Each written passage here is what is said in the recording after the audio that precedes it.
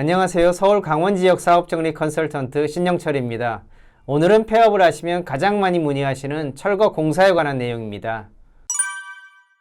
매장을 정리할 때 가장 좋은 것은 현재의 매장을 새로운 사업자에게 넘겨서 철거 공사를 하지 않고 정리하는 것인데요.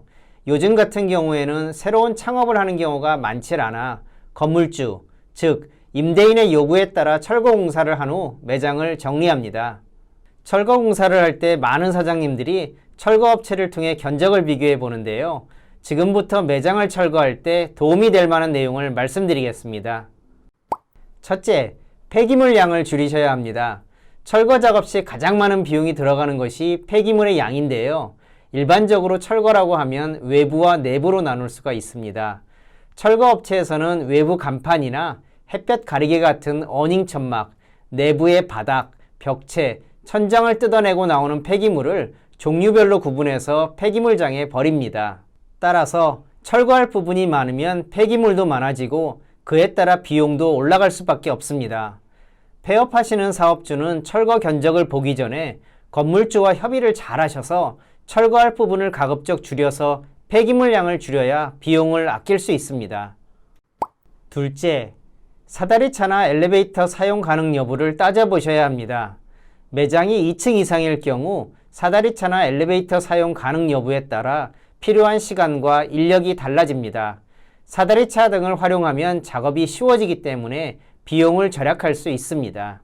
전문적인 철거 업체는 견적을 낼 때 사다리차나 스카이 같은 전문 장비를 활용하고 인력의 동선을 체크해서 더 쉽게 작업할 수 있는 방법을 찾습니다. 그에 따라 작업 시간도 절약되고 인원도 줄일 수 있으므로 견적을 비교할 때 이런 부분을 살펴보시는 게 좋습니다. 셋째, 민원 발생 가능성에 주의해야 합니다.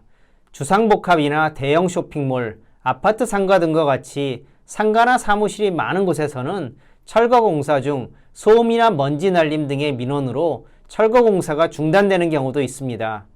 철거가 중단되면 날짜를 연기해야 합니다. 실제로 5층 독서실 철거 중 4층의 병원에서 시끄러워서 진료를 볼 수 없다고 하는 경우도 있었고 1층 카페에서 먼지 때문에 손님들이 나갔다며 영업방해로 신고한다고 하여 철거 공사가 중단되고 연기되는 일도 있었습니다. 민원이 발생하여 공사 일정이 미뤄지게 되면 당일 철거 공사 비용과 인건비 문제로 사업주와 철거업체가 서로 얼굴을 붉히며 언쟁하는 경우도 덜어 있었으니 민원 발생이 적을 것으로 예상되는 주말로 날짜를 잡거나 공사 전에 인근 상가 등에 충분히 알려서 사전에 양해를 구하는 것이 좋습니다. 넷째, 철거업체의 공사 기술이나 숙련도도 중요합니다. 많은 사장님들이 두세 곳의 철거업체 견적을 비교해보고 최저가 업체로 결정하는 경우가 많습니다.